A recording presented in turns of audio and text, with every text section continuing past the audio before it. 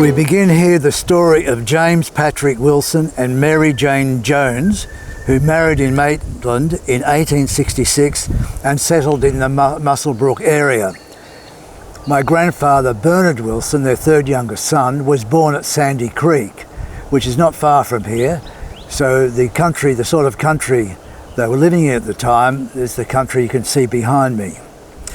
Muswellbrook is about 60 miles north of Maitland. It is 162 miles north of Sydney. Much of the information for this story comes from their son Percy Joseph Wilson, born in 1873, who describes pioneering life in his book Bits and Pieces. My grandfather Bernard Wilson was born in 1875. They were great mates, Percy and Bernard. In 1878, after 12 years in the Muswellbrook area, James Patrick and Mary Jane decided to move to the new settlement of Tallawang, 17 miles north of Gulgong.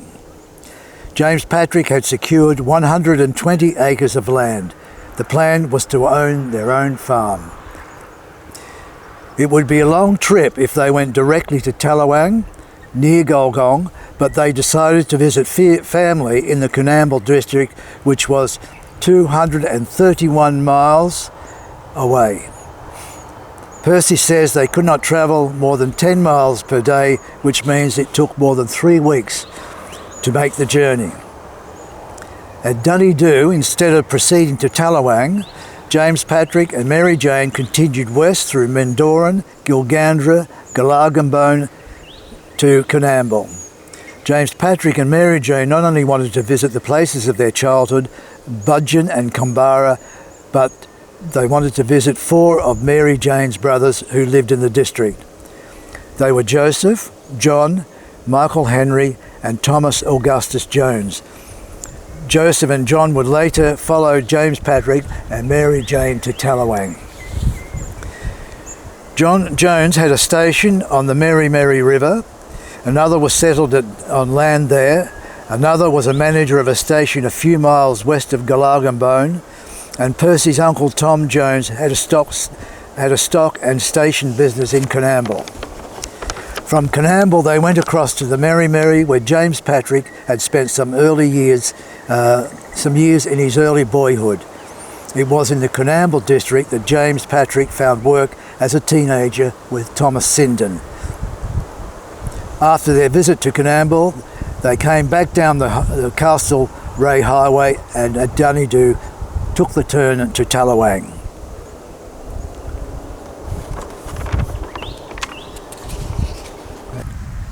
Percy had built a homestead on his land, which he described as a 4-room shack built of split slats and bark roof and dirt floor. It was a typical pioneer farm structure, but it was not adequate for Mary Jane. She moved down to Gulgong with her 5 children, Tom 12, Lillian 10, Michael 8, Percy 5 and Bert, my grandfather, 3. Tom might have stayed with his father. James Patrick had to ensure the house was in order before Mary Jane moved back to Tallawang. That happened 2 years later. During Percy's time, Gulgong became the business centre of a large district to the northeast and west. It had the full range of shops, hotels and businesses. In 1883 he accompanied his grandfather James Joseph in a march to Gulgong racecourse for the first celebration of 8-hour day. The procession was 4 deep and at least a quarter of a mile long. There was hardly any standing room at the racecourse. Percy was not only impressed with the march, he told his daughters Jean and Margaret that their grandfather was, quote, a fine figure of a man, unquote, and had the bearing, quote, of a country squire. In 1883, James Joseph was 75. His portrait photo supports the claim. Okay.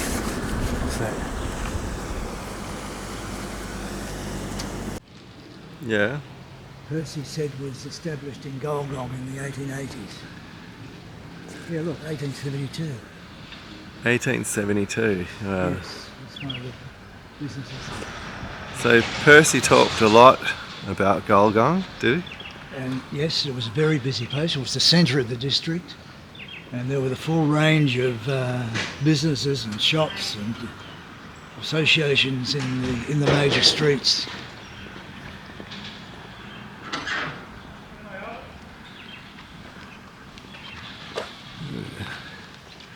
What street are we on, do you know? No.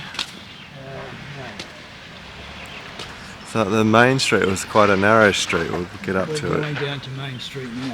Yeah, we'll get up to it. It's the post office.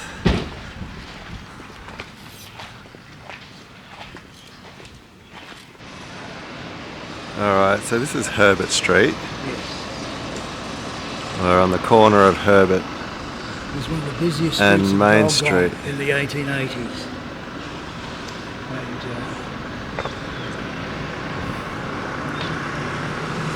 Just get by this pole. And we're on now heading onto Main Street. It's quite an attractive street, isn't it? yes, one of the oldest. This was the busiest street in Gulgong in the 1880s and 1890s. There's lots of cars here today. Should we cross over or that'll make it easier? I think get a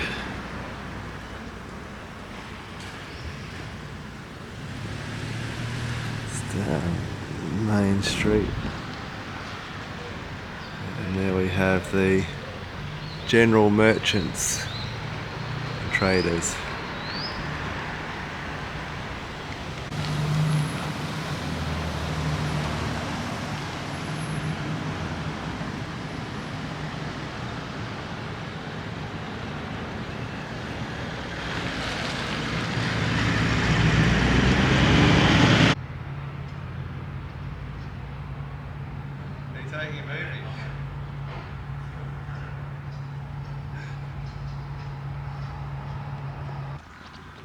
All right.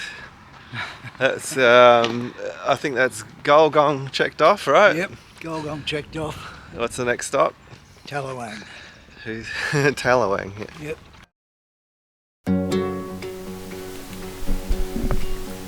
We have left Gulgong and are travelling north towards Tallawang, 17 miles away. This is the route my great-grandparents James Patrick and Mary Jane Wilson frequently took. We are looking at the country they were so familiar with around 150 years ago. Shortly we'll turn to the left on Tuckland Road, which will take us to the land on which they and their Wilson and Jones relations established their farms.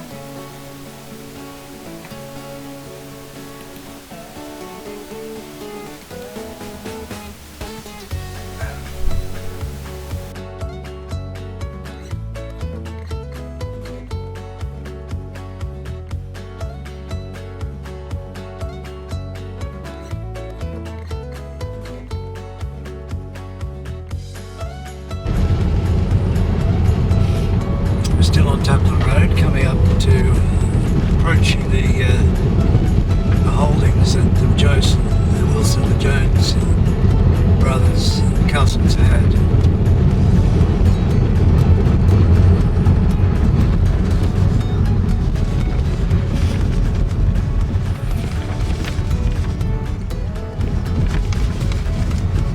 Bumpy ride. Turn left onto Tuckland Road.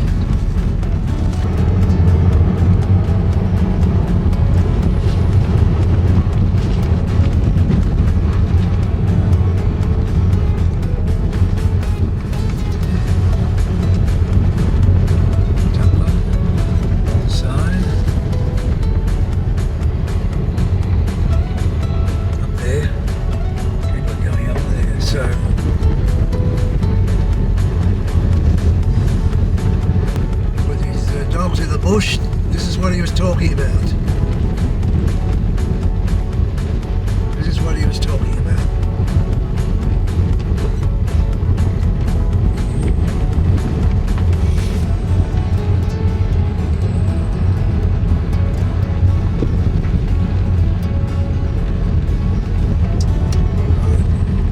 Just go, proceed.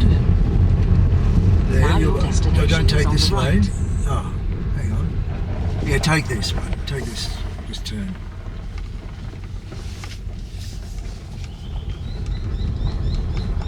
here we are right in the centre. On this corner here was the school. Just turn around to the left here and just park. There's a school here. Yep. Wow, there's no sign of any life now. Yeah, so, okay. Go for it, start again. During the 2 years Mary Jane was in Gulgong, James Patrick improved living conditions and attended to the farm business. He ensured water storage and cleared the scrub from some of the land. Percy says there were about 10 families within a radius of about 3 miles, but within a radius of 1 mile we can see on the 1880s government maps the holdings of John Jones, Joseph Jones, James Wilson, Charles Wilson, M.P. Russell, P. Morgan, Charles Clough, John Arts, the Phillips family, George Lincoln and Thomas Lincoln. That's 11 families. Further south, Thomas Wilson, James Patrick's son, secured a number of blocks below Tuckland Forest. Now, where I'm standing, according to this map of 1887, when the farms were in full bloom, where I'm standing now, that's looking south, and that would be where James Joseph had his land. We'll have a look at that in a moment. But directly to the north, he had another block there. And over that side, next to him, his brother, Charles Wilson. His younger brother, Charles Wilson, had a block, and further along there was the schoolhouse. We'll have a look at that at the moment. But as I say, on the south side he had 2 blocks, and next to him was Charles Arts, or Charles Clough rather, then the block for the school, and next to him P. Russell, or Russell had 2 blocks, and above the schoolhouse over there was Morgan, and another one of Charles Wilson, further across the road, and Charles Wilson had another one, another 160 acres further up Tuckland Road in that direction. Okay. Roger's now shooting in the southerly direction, and James Wilson had 2 blocks there, and below him was Charles Clough, and further along there we had the schoolhouse. We'll just go there now. On the other side, on this side? Well, Charles Wilson had one almost opposite the school, and then James had 2 blocks next to him. And we're just facing north, are we? Yes.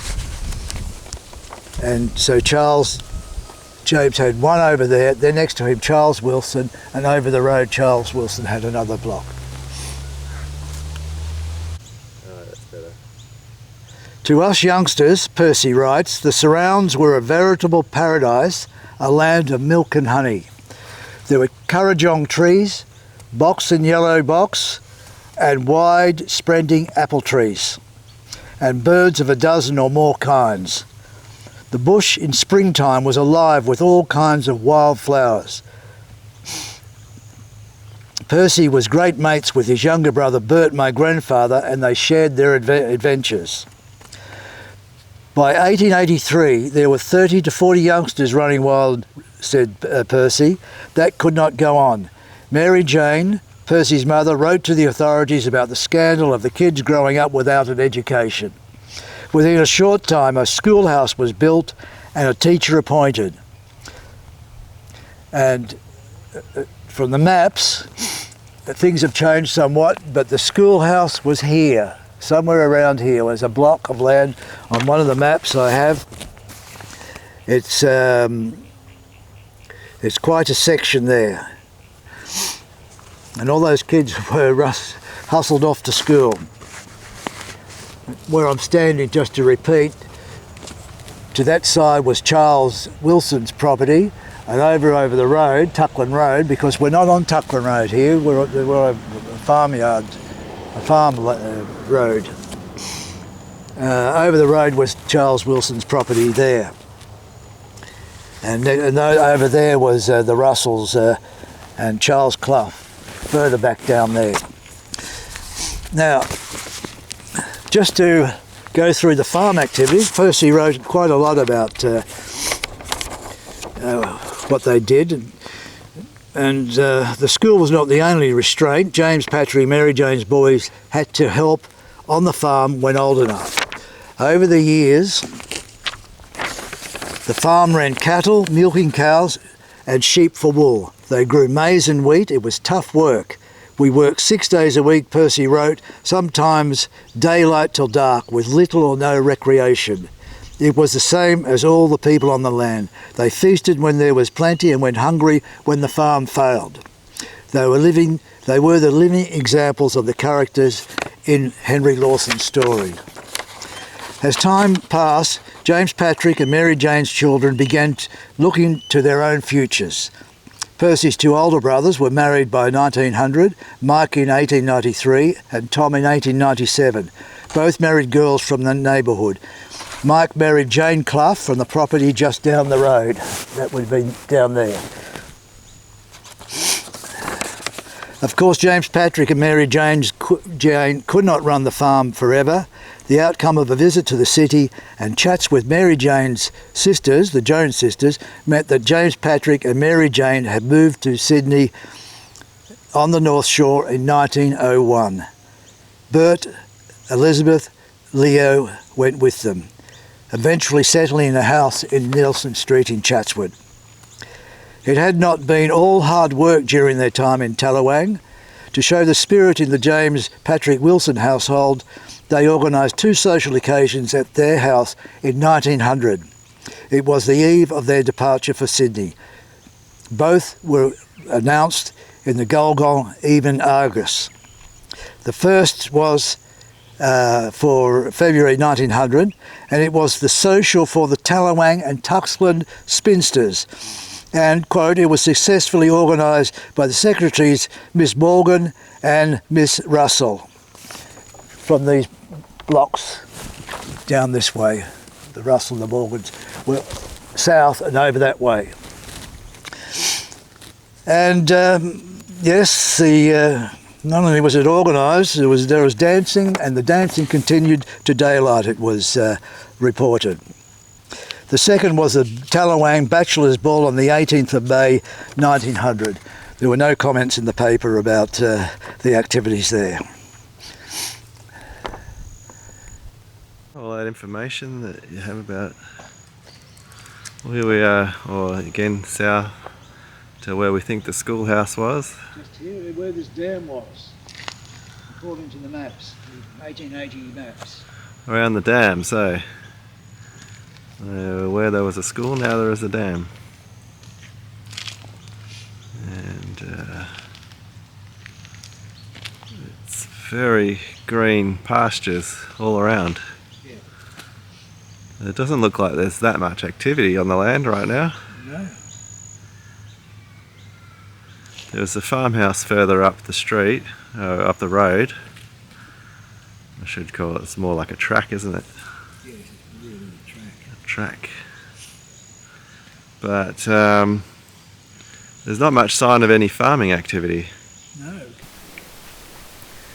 We were thrilled to have found where our great-grandparents spent 23 years of their lives engaged in the backbreaking work of running a farm. But it was sad to see the whole area, once filled with work and socialising, almost completely abandoned. There was only one farmhouse further along the road where there were once 11 families on farming properties. The ghosts of those hard-working people now inhabit the land where their farms stood. Percy wrote about his visit to the area in 1930 and expressed the same sadness. About 26 years ago, he wrote, I visited the locality where I went to school. I was just in time to see the last of the school being carted away. It had been sold to a farmer. There was no further use for it. Most of the settlers had died, and the majority of my schoolmates had left the district. At the moment, I can count around 10 living about the suburbs here near the city on the North Shore. I have seen a great change in the country near my old home. I saw few birds. The paddocks were bare. The only green trees I saw were in the lanes that separated the holdings. What wasn't cleared was nothing but dry trunk and branches, skeletons as far as I could see. After 54 years, one must expect changes. The changes I saw weren't for the better. Bert and Percy were 26 and 28 when they left Tallawang for good in 1901. Because Percy and Bert, with older brother Tom, began a building business on the north shore of Sydney within 2 years, Percy, a bricklayer, and Bert, a carpenter, had obviously learned their trade on the job in the Tallawang and Gulgong areas. We now say farewell to Tallawang and follow James Patrick and Mary Jane to Chatswood. We are now in Albert Street, Chatswood. This is an old street in Chatswood, and our great-grandmother, Mary Jane Wilson, née Jones, died at an address in Albert Street. So it was likely along here in one of these places, which is more than likely to have been a clinic for people who were sick. Maybe not a hospice, but a convalescent or care place. So, and she died of stomach cancer.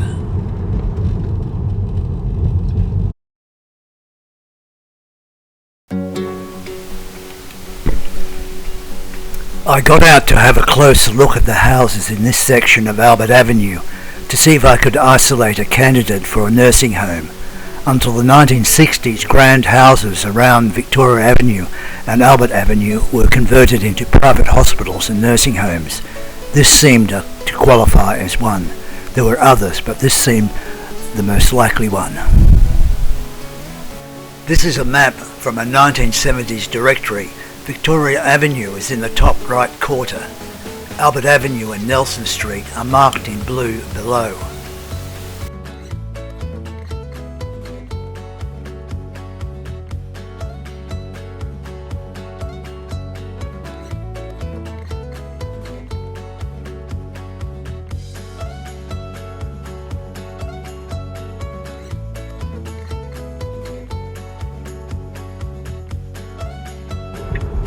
Coming down Pacific Highway, Chatswood, and we're going to turn into Nelson Street.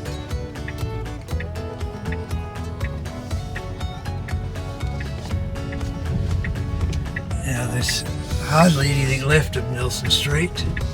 Now you have arrived at your destination. And it was in one of these houses that my great-grandfather passed away. Actually in a house in this street, but the street is no longer what it used to be. It's actually been cut off. It used to go over the train line. Indeed, the house in which my great-grandfather James Patrick Wilson died was on the other side of the railway line before the bridge was removed. The house is still there, though much improved. That part of Nelson Street is now called Berkeley Court.